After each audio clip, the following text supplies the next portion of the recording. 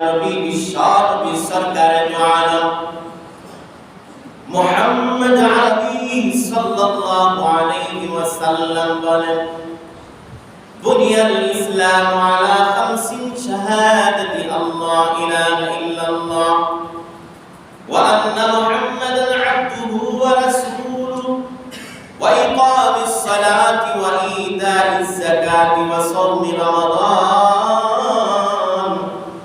ওয়া হজ্জিল বাইতি মান ইসতাতাআ ইলাইহি সাবিলা।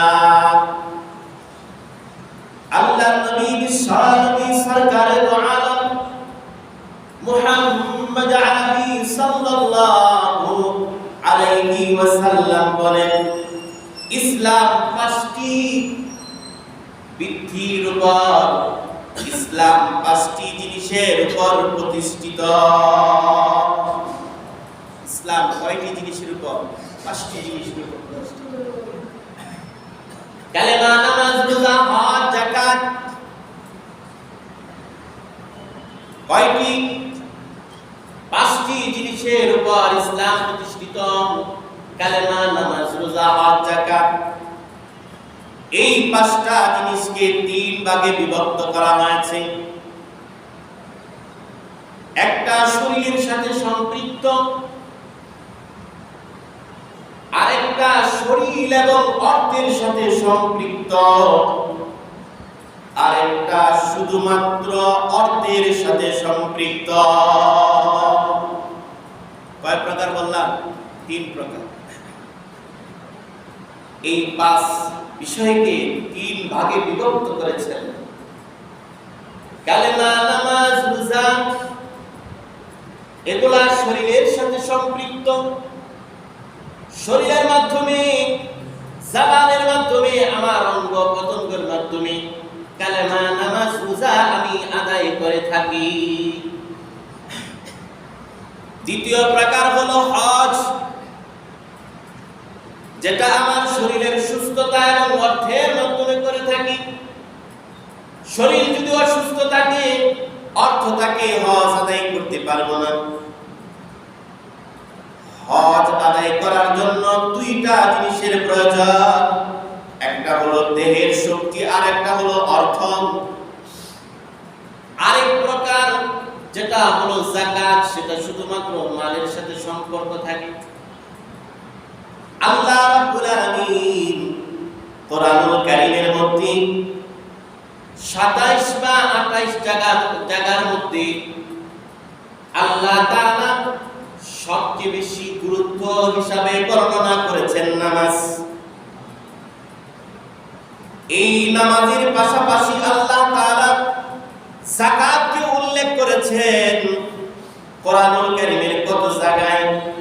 27 বা 28 জায়গার মধ্যে আল্লাহ তাআলা নামাজের সাথে সাথে যাকাতেরও কথা আল্লাহ উল্লেখ করেছেন। তাহলে ইসলামের এই পাঁচটি ভিত্তির মধ্যে থেকে সবচেয়ে গুরুত্বপূর্ণ দুইটা বিষয় নামাজ এবং সালাত, সালাত এবং যাকাত, এই দুইটাকে আল্লাহ তাআলা 27 বা 28 জায়গায় একত্রিতভাবে কি করেছেন? উল্লেখ করেছেন। আল্লাহ রাব্বুল আলামিন বলেন, ইন্নাল্লাযীনা আমানু ওয়া আমিলুস সালিহাতি ওয়া আকামুস সালাতা ওয়া আতাউস যাকাতা লাহুম আজরুহুম ইনদা রাব্বিহিম ওয়া লা খাউফুন আলাইহিম ওয়া লা হুম ইয়াহজানুন। আল্লাহ বলেন, ইন্নাল্লাযীনা আমানু ওয়া আমিলুস সালিহাত, যারা নিশ্চয়ই যারা ঈমান এনেছো এবং আমলে সালিহাত হিসাবে নামাজ আদায় করেছো, যাকাত দিয়েছো,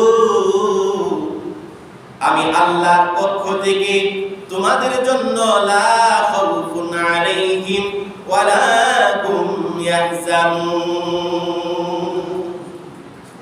তোমাদের কোনো ভয় নাই, তোমাদের কোনো পেরেশানি নাই, দুনিয়াতেও নাই, পরকালেও নাই। আমি আল্লাহ তোমাকে দুনিয়াতেও শান্তিতে রাখবো, পরকালের সবচেয়ে দামি জায়গা জান্নাতুল ফিরদাউস দান করব।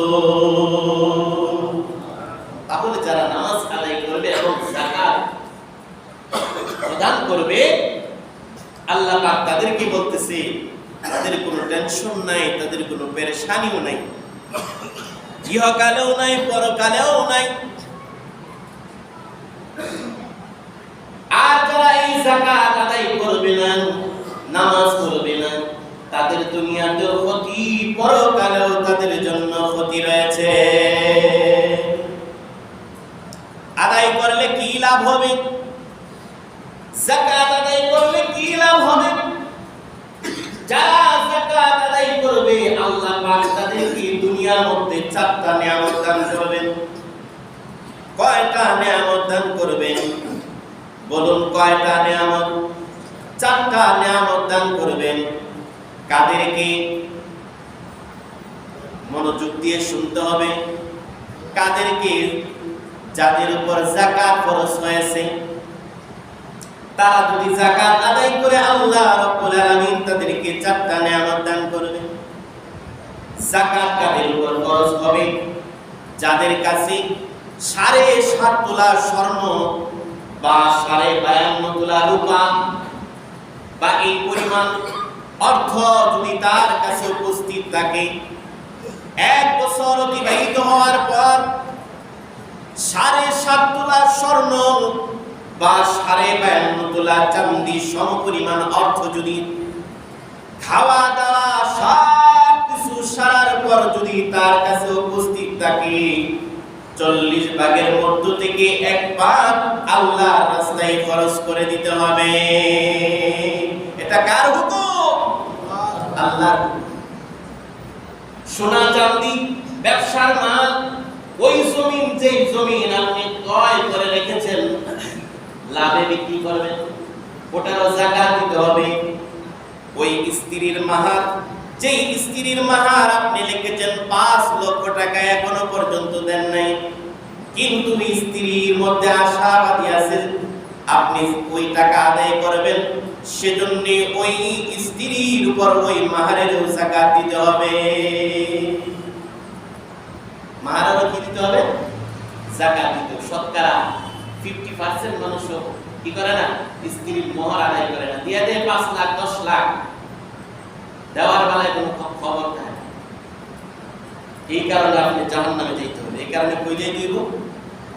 জাহান্নামে যেতে হবে, তার হক আপনি আদায় করেন না। তাহলে 52.5 তোলা চাঁদি পরিমাণ, ফুকাহায়ে কেরাম বলেন সব তোমরা গরিবের দিকে লক্ষ্য করে তোমরা 52.5 তোলা চাঁদি পরিমাণ যদি তোমাদের কাছে অর্থ থাকে, বর্তমান 2 লক্ষ টাকা যদি কারো কাছে উপস্থিত থাকে, তাহলে ওই মানুষটার উপর যাকাত ওয়াজিব হয়ে যাবে। যদি যাকাত আদায় করে 1 নম্বর নিয়ামত কি, 2 নম্বর নিয়ামত কি, 3 নম্বর নিয়ামত কি, 4 নম্বর নিয়ামত কি? 1 নম্বর নিয়ামত হলো আল্লাহ তাআলা তোমার মালটাকে পবিত্র করে দিবেন। যদি প্রশ্ন করি আমি তো হালাল ভাবে উপার্জন করি, আমার মাল অপবিত্র কিভাবে হইল?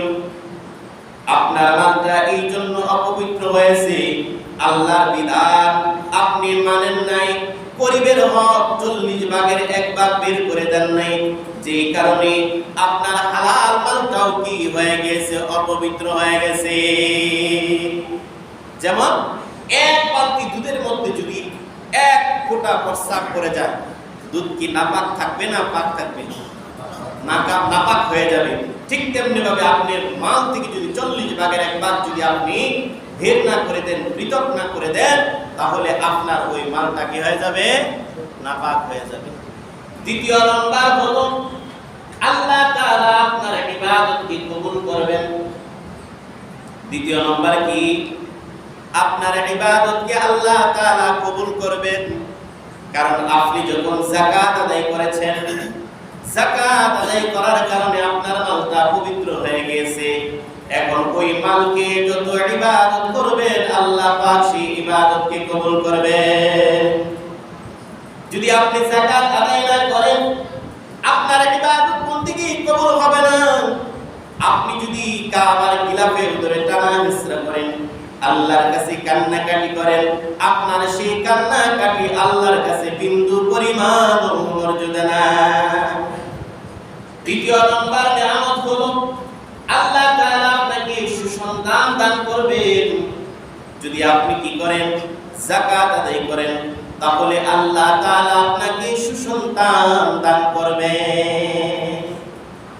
আর যদি যাকাত না আদায় করেন, তাহলে আপনার ঘর থেকে মদখুর, গাঞ্জাখুর, হিরোইনসি, সমাজের সবচেয়ে বড় খারাপ সন্তান হিসাবে আপনার সন্তানটা সমাজের মধ্যে বাড়তে থাকবে। কেন? কারণ আপনার মালগুলো হইছে হারাম।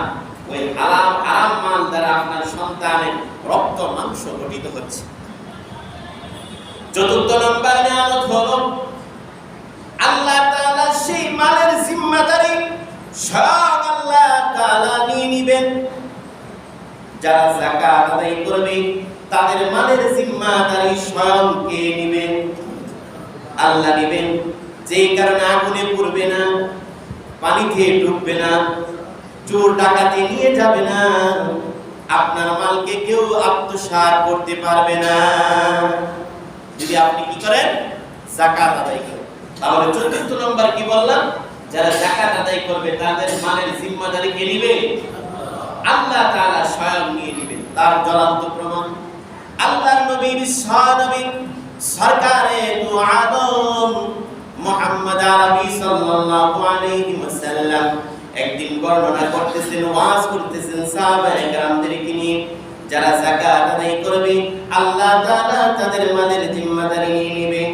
একজন ইহুদি মহিলা সেই কথা শুনে বাড়িতে গিয়ে তার মালগুলো হিসাব করে যাকাত দিয়ে দিল।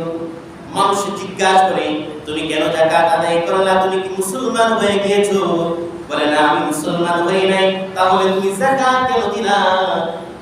বলতেছে মহিলা যে আল্লাহ নবী আব্দুল্লাহর বেটা মুহাম্মদ ইতিপূর্বে কখনো মিথ্যা কথা বলে নাই।